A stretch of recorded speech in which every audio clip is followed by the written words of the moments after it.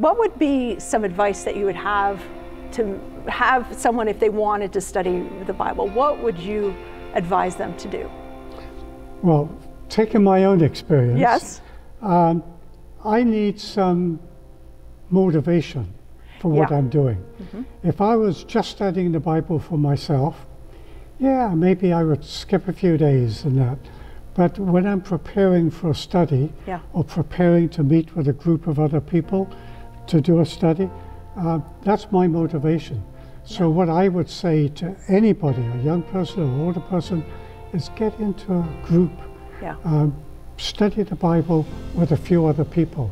And then it becomes fun, because each person gets something different out of it. And you don't see things the same way. And when you have the discussion, that was some of the best conversation, is that to even have somebody answer a question that you're not even sure what they're going to say, and then you're like, oh, I did not think of it that way. Or you know, if you're bringing an illustration and maybe you draw a map and then show where that story started in the Bible, it's like I would never bring out a map in my own study, but then you've brought it to the table because it's important to you, and then I'm like, oh, that makes so much more sense.